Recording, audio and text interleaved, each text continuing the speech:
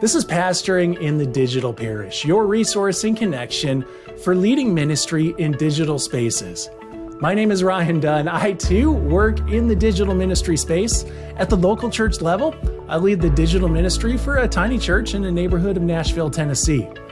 Digital ministry is not just for large, urban, or even suburban churches. In fact, I believe all churches have a calling to occupy digital space in a sense.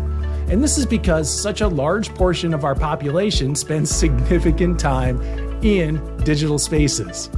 But it's definitely easier for large churches with multi-person staffs to engage in digital ministry. There are peculiar challenges for small churches and for rural ministries when it comes to digital ministry. Charlotte Elia knows all about these peculiar challenges since she's been forced to navigate them. And it just so happens that she is our adjunct professor on this session of Pastoring in the Digital Parish. Digital ministry for the small and rural church is possible, and Charlotte is going to help us see how we can make it happen as she shares her story. So, let's meet Charlotte Elia. Charlotte Elia is an elder in the Presbyterian Church, USA, and has served congregations as a pastor, an educator, and a music director. And she currently hosts the Heavenly Banquet podcast and the How We Do Digital Ministry podcast. Such an interesting topic. I wonder if there are other podcasts like that out there. Charlotte, beyond that, what does your ministry context look like right now? Like, what does a day in ministry look like for Charlotte? It looks pretty good. It's a little bit of lots of stuff, which is how I like it. But Cool. Yeah, so coming out of a recent congregational ministry in a rural congregation, and now helping some rural churches with consulting around digital ministry in particular, and finding their focus, and working on the Heavenly Banquet, working on how we do digital ministry, and actually developing a digital ministry application, a communications platform called Your Phoebe. So, yeah, that's where my time is right now. Yeah. Well, let's put a pin in Your Phoebe. We'll come on back to that because I've heard of several churches who are trying to move into the app kind of space. And so it'd be good for us to kind of capture a sense of how churches are applying an app for their ministry context. But when you were engaged in the parish ministry in the rural church setting, was that prior to pandemic shutdown, or were you there in the midst of? Yeah, both and. Yeah, okay. I had been in a rural church serving as pulpit supply at this congregation for about 3 years, and then moved into that community in the fall of 2019. So began in earnest being their person then. And then, well, we know what happened. Yeah, right. Yeah. So prior to that, was your parish really engaged in a kind of digital presence? I had been fortunate enough that they let me do a lot of things. So, and to start some of that while I was more of their kind of stated supply person. So as far as developing a website, Facebook, Instagram, email newsletters, getting them off of print and into digital resources. So we were pretty well set up in some ways. But then I learned some really big lessons actually in 2019, just moving out there as far as what we talk about with this digital divide in rural spaces and how very real that is, and the impact of just access to the internet, period, and how that affects what digital ministry means in those. Is that what the digital divide is? That there are just like, there are the haves and the have-nots in terms of digital access? Yeah. So I'm fortunate enough that the manse where I lived was in town, which meant that I could. There were quotes on that, in town, right? Which was, like a 2 or 3 block area, but right off the main highway, right? Okay. So they have a stoplight? I had a stoplight. But that meant that I could get access to broadband internet, right? But it also meant I was on a 4-month waiting list, right? So, I mean, already the paradigm shift of like any house or apartment, anything I've lived in the last 10, 15 years, it's like, it's already there. You're just turning it on or off like any other utility, right? So, and I'm watching the linemen literally take the cable from the highway across the telephone poles into the house when it happens. And it's the most expensive internet I've ever had in my life, right? So I was fortunate enough to have it. We couldn't have it at the church. That wasn't an option. So how does that change what you can and can't do? And that doesn't just mean we didn't have broadband at the church location. We didn't have cell service or anything. Okay. You know? So, and that's a typical experience, not only of meaning what you can do within your ministry context as far as pushing content out because of those limitations, but you have to understand that that's the experience of your folks around in the area too, right? So if they don't have ready access to internet, or they have internet that's satellite based, meaning it's raining, I don't have internet sometimes, solar flares, things like this. Or they're getting internet from like a cellular hotspot and they have limited data each month. That's changing how they're using it, right? So generally what we were needing to do in those contexts is digital ministry that was, let's say, asynchronous, right? So, I mean, live streaming, no, it's not available from the church. And who's going to sit down and do it? Because the feed may or may not exist or be accessible, right? And so the ways that people are accessing the internet really different. So, you know, if you have limited data to use every month, do you remember this time when this happened? But you don't just kind of, surf through pages, or just spend that hour that you get sucked into TikTok or something. Yeah, okay. Yeah. Using the data. And what it means is, or looks a lot more like, while I'm at work or I'm at the library or I'm at school where I have internet, I can download podcasts or I can download, content that then I will consume later. So it's changing, the accessibility to the internet is changing what we might think of as accessibility to digital ministry then. So in a context like that, what really is the draw to digital ministry, where it almost feels like it's, it's almost a fight to engage digitally? Like, what was your justification for saying, well, we need to have some kind of presence in this space? Yeah. So, I mean, initially it was just, hey, people need to be able to see inside this church, right? We're in this rural county where there's like a handful, and I mean really a handful of like mainline or progressive congregations, right? And then the dominant voice in that area is more evangelical, fundamentalist, Pentecostal. So to try to get our story out there, I think was important. And to say, we're one of, again, an even smaller group of churches that would have been welcoming, affirming, and, have particular takes on social justice issues as well. So that was important to say, hey, we're out here, we're a little different. We've got something else going on. But I love the question that you've asked, because I think this is really an important question for all rural small churches to engage, and really all congregations. Because I see this kind of push toward, there was this talk of like, in March 2020, everyone became a televangelist, whatever. And that's but why did everyone do that? Yeah. Wait, why wasn't there more collaboration? And why were we all producing kind of the same show every week and using our hours that way, et cetera? But in talking with churches now, of trying to bring them back to, okay, who are you?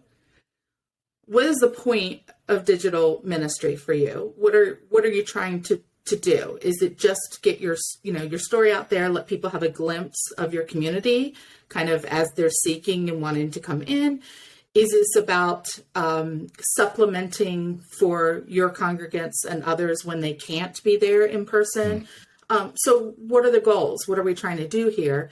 And let that then, I mean, this seems like a no-brainer, but I don't see folks doing it. But to let those questions then inform what tools you use and how you use them, rather than, oh, I've got to be on all the platforms and I have to do all the things. Well, you can't. But then, only some of those are going to serve the actual goals that you have in mind that work with the actual ministries and mission of your congregation as it is. So in working with with rural congregations now, or small church congregations even, on a consulting basis, you might recommend, don't feel the pressure to live stream everything. Just look for other ways of engaging in digital space. Yeah. Okay. Yes. All right. Because hooray! That's such good news. Obviously, it depends on what resources you have available. Again, what kind of the point is, but those are things too that, if done well, can serve you well, and if done couldn't really actually hurt you, right? Okay. So if the idea is more, we just want to people to get an idea of who we are and parts of our messages, then that's more, posting photos from your activities and showing and quotes and telling these stories in small clips. And again, content that, because we've gotten this background, this idea of when you can and how to access the internet, content then that's going to be available whenever anybody wants to engage it or can engage it. But, okay, so it's not going to be a live stream probably because of the capabilities and the internet access. And maybe it's publishing a kind of, worship podcast or worship video each week. But do you need to do that each week? Or can we be friends? Can the Presbyterians and the Methodists and the Lutherans be friends and everybody just do 1 week, and share resources there? And, why doesn't digital ministry sometimes look like I know of other good digital resources that I want to point my folks to? So if you can't be here, does it mean that we have to replicate the experience of my congregation for you? Or can I say, hey, there's this really cool thing that Middle Church or somewhere is doing, check that out. And, you're going to be blessed by that.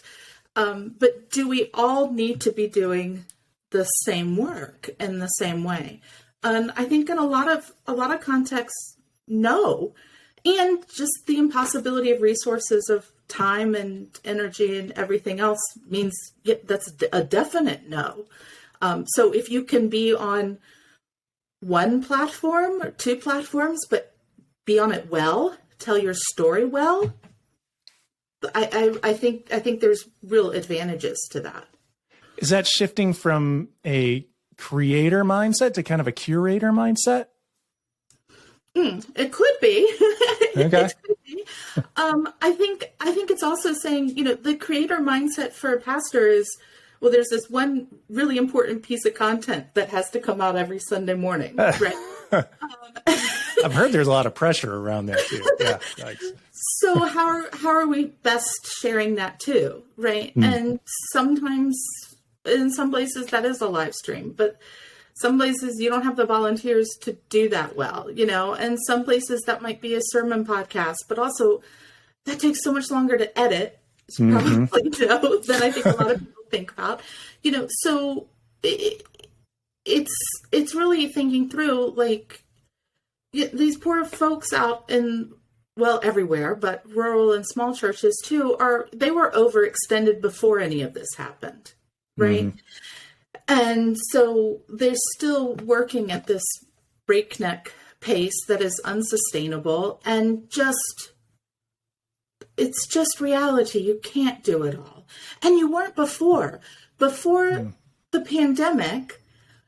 You weren't trying to replicate all of the programs that were happening at First Church, big city, 50 miles away. You knew that wasn't your context, right? So let's go back to these kind of fundamental questions of what distinguishes you within the community? How are you known within the community? How do you want to be known within the community? And so what's the story you want to tell? What are the best tools to tell that story? Okay. Now, when you were in that rural setting, was it really kind of a solo pastoring gig? Like, were you the sole staff person? Well, we had an organist. Yeah. Okay. Yes. Yeah. So I was 30 hours a week, and there wasn't an administrator or any other staff there. Yeah. So what became your priorities in terms then of just building a digital ministry? Like, if you were looking at what you needed to accomplish that week, what was something that you needed to do to make sure that you were being representative of your church in the digital realm? Yeah. So where I was in that particular county, we weren't seeing a lot of other churches going to a live stream or a Zoom worship or some kind of other Sunday format. Okay. They generally just kind of didn't exist for several months until they could maybe do some outside worship, something like that. So there was particular advantages for us then to make sure that we were in that space, I think. So we did Zoom worship for a while, actually until we ended up in a hybrid situation. And then that became just a worship video that was posted Sunday morning and accessible to others. But my focus actually shifted away from somebody who was so much into tech and digital ministry. What I found myself really needing to do to keep everybody in communication and to keep me in communication and making sure I was touching base with people that I used to just see face to face at least Sunday morning, if not, the grocery store here, where was this really complicated and ridiculous system of spreadsheets and calendar reminders, which are digital tools, but maybe not. These are not sexy things. Yeah, right. The idea of saying, if you want to keep in relationship with someone, if you want to keep or build relationships with people entering your circle, then we need to have contacts with them with at least every 15 days, right? So I've got this, like, okay, and it started with the church directory and these little notes, talk to so-and-so on an email, send a text to so-and-so, had this contact with so-and-so, and kind of, okay, they're still in the loop. Uh-oh, so-and-so I'm not seeing, got to reach out. And then it became this more formalized system to, okay, how am I making sure that the core group I had when I entered with, that I'm keeping them with me? And how am I, folks that I'm starting to see come in, comment on, our stuff on Facebook or Instagram, etc. How am I going to start building relationships with them when I'm not going to see them at the door of the church, right? So how can I get in more direct contact with them and continue that contact so that they're further and further in relationship with us and becoming better participants in what we do. And I think that's a tool set that's a little underutilized. Yeah. But it's funny though, because it seems like duh, but it like, I hadn't thought of it. So it's like, wow, that's really smart. It's so simple, but smart. So I think, and I'm kind of, part of this conversation around Facebook and Instagram and, Zuckerberg coming and just saying, you're going to see less and less of the stuff that you actually follow in your feed. Yeah. And who knows what's going on with Twitter, just in general right now, and other platforms. So in my mind, I'm asking for the consideration to kind of step back a moment. It doesn't mean get off of those, but that maybe energy is best spent with some of these actual direct communications, right? Yeah. Who are the people that you have email addresses for? Who are the people you have phone numbers for? Like, let's build those relationships and let's see how many more, gosh, if I can just get another email or another phone number, right? And actually build relationships with people and instead of this this terrible fear of just screaming out into the abyss, Yeah. and hoping that someone reaches toward me, So I'm advocating a little shift in focus there, particularly for people who are trying to make the most out of their time. And then also, if I ran a Facebook ad where I last was in the rural context, if I didn't narrow the niche at all, just said everybody within a 50-mile radius of my congregation, Facebook will tell me that audience is too small, right? Because it's still less than like 500 people, right? So then I'm back to, a direct mailing campaign actually makes more sense here. Well, that's not interesting or fun, but really looking at, how differently do these things actually work within your context? Yeah. In online marketing, they talk about TDE, targeted direct engagement. And this is like really opting for that, but it's something that we in ministry are so familiar with, like just, hey, checking in on people. We get challenged to do this all the time. And it's really refreshing to hear about utilizing digital ministry in a way that is simply just a medium for doing that, for checking in on people. Like we can, in our smaller churches, maybe we can let go of that idea that, hey, we are needing to like fill up our Instagram feed. We want to make sure that we've got 15 posts there for people to look at. Instead, just, hey, maybe we can shift off to that. And we know that Miss Mary Margaret has an Instagram account, and let's just do a direct message there to say like, hey, noticed you were having fun at the picnic the other day. Hope things are going well for you. Yeah. That makes so much sense to me. Like, yeah. And something that she's really going to appreciate. Right. Right. Yeah, exactly. Well, you also touched on in these smaller contexts of building some networks and doing some resource sharing in something that now that you've kind of stepped out of the direct parish ministry and are working across several congregations and even doing the How We Do Ministry podcast, do you see that happening some? Not nearly as much as I'd Yeah, like. I was afraid you were going to say that. Yeah, I'm not sure, there's resistance around that. And there was from the beginning. Yeah. I come from this, music ministry background. And the idea there was so collaborative. I mean, was like, if you're going to have a program, the easiest way to have program is to invite 5 other people. Each person does one thing. And oh my gosh, we have like a hymn festival, right? Yeah, great. And so in the first couple months after March 2020, I was like, why are we each doing this every week? Right. This is crazy, and was trying to work with and kind of through the music people that I knew at some of these congregations. I was like, can we do a little, something? Like, I'll take 2 weeks, but just can anybody want a break? And it was like, oh, I don't know.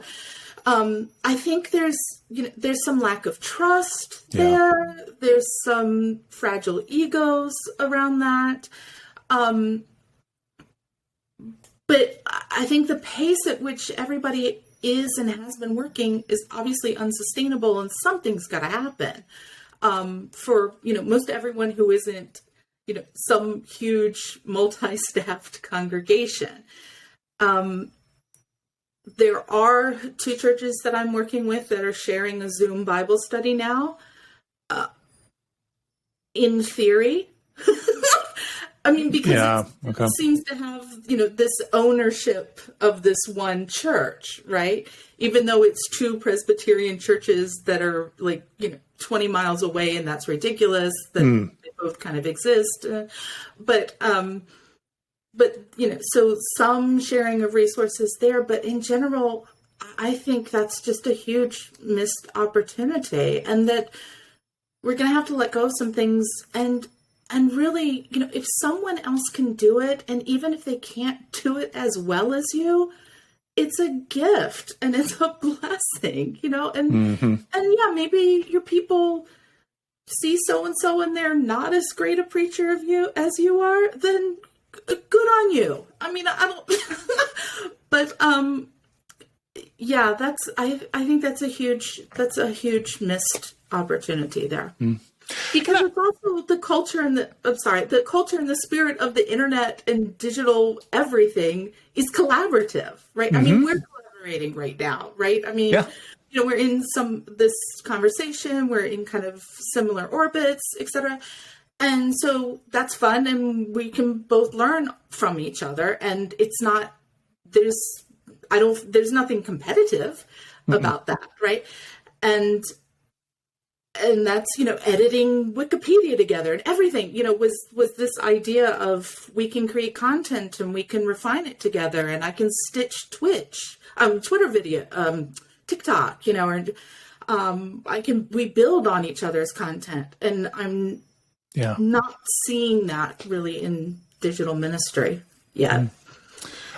We spoke with Jeffrey Mahon on our podcast, and he talked about the ways in which we use digital space to create meaning. And oftentimes, like, what we can do in a pastoral way is just to say, here's another content creator who has helped inform me, and share that with our people.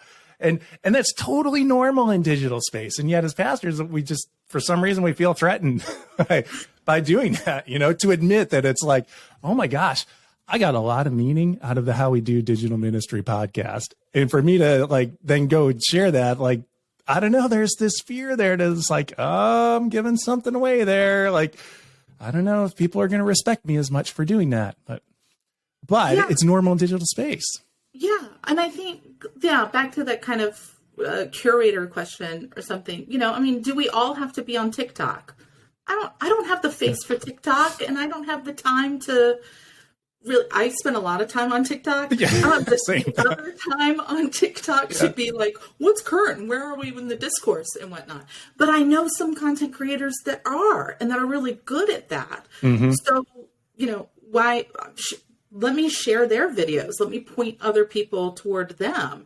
And if they're really cool, Episcopalian or Presbyterian, whatever, then that's good for all of us who are sharing, within that.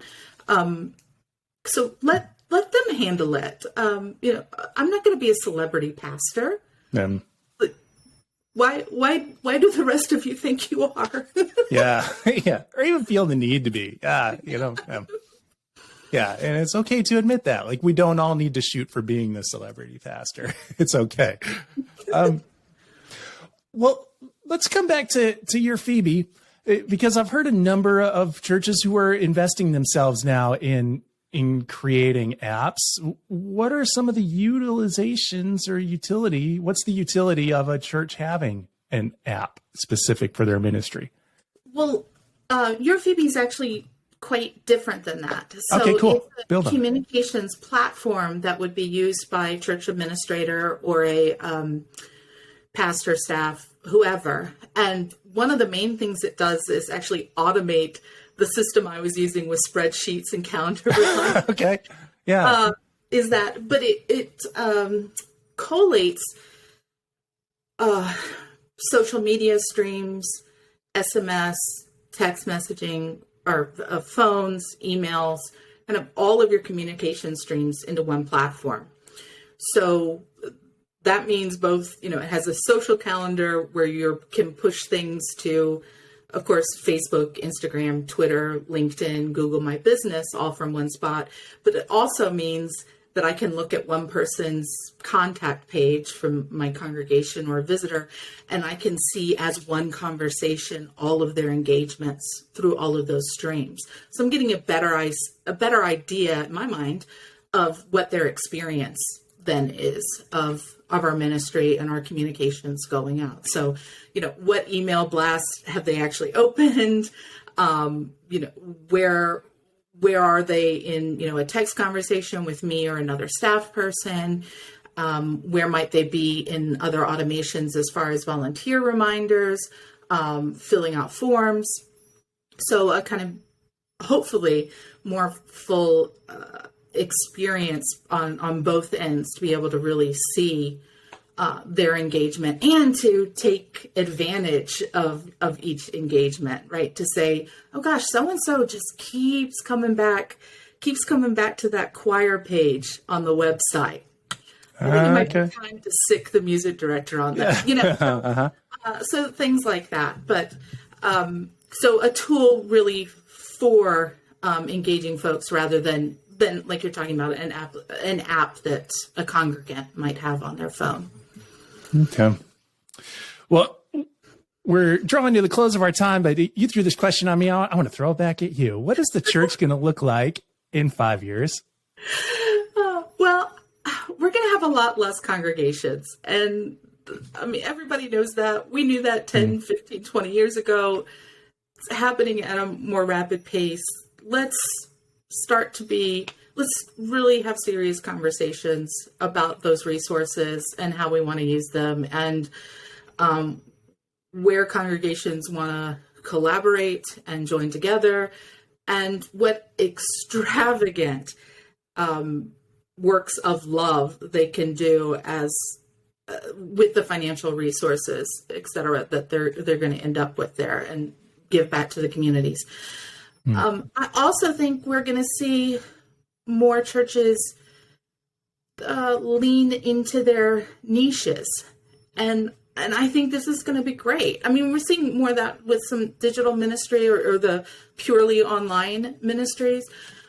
I'm hoping we see more of that in congregations, that they're going to say, you know what, we're taking a look around, and actually it's feeding. We have the food pantry and we host the farmers market, and okay, let's really make that like our identity. Like, let's be that church.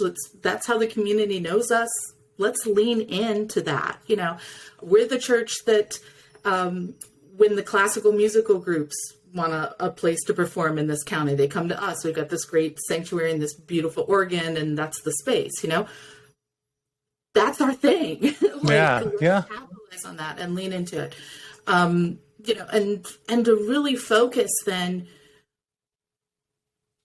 who you are in that physical space, and let that also inform who you want to be in the digital space, right? So again, we don't have to post about every darn little thing, but what's your story? What are your actual values, right? So the fact that you're having a coffee hour, yes, you all do. Everyone does, right? That's not an interesting post. No one has learned anything, right? But, you have locally sourced, locally roasted coffee, and the donations this month at the coffee stand are going to this canine rescue or something. Okay, I'm starting to learn. I learned something, right? Right, yeah. So, who are you? What is your story? We can't justify our existence by just being the Presbyterian or the United Methodist Church in the area. It's got to be more than that. So what is unique and special about you? And let's hear it. Let's live into it fully. Awesome. That's rich stuff, especially because I agree with you 100%. We're just, to lean into being more of who you are, and it's okay to embrace that, and not to just say, we can draw this over to like social media and say like, we need to conform ourselves to the current TikTok trends. Like, that pressure of feeling like, we need to conform ourselves to the current church trends as well, or do whatever we need to do to get quote unquote younger. But just to admit like, okay, all right, this is our niche. We're there. Yeah. Well, Charlotte, where might be the best place for people to move towards you and some of the work that you're doing online? Where's the central point for connecting with Charlotte? Gosh, probably with all the streams right now, Twitter, at Charlotte Elia. Then heavenlybanquet.com is kind of online centered for rural ministry folks who don't have a local affirming congregation. And then yourphoebe.com to check out what we're doing with that. And then how we do digital ministry, which is hosted right now at faithgrowth.com, and anywhere you source your podcasts. Yeah, right on. Well, thanks so much again for joining us. Thank you. Thanks for having me, Ryan. If this podcast is meaningful for you, the best thing you can do is listen to another episode. I think that the session titled Navigating the Digital Reformation from earlier in season 4 would fit well with this session, as would Powering Up Through Engagement and Repurposing. That's from season 3. I'm Ryan Dunn. I'd like to thank resourceumc.org, the online destinations for leaders throughout the United Methodist Church. They make this podcast possible. And of course, they host our website, pastoringinthedigitalparish.com, where you can find plenty more resources for online ministry. If you want to connect, check out our Pastoring in the Digital Parish group on Facebook. You can also send me questions and ideas for future sessions at digitalparish@umcom.org. I'll speak with you again in a new episode next week. In the meantime, peace to you.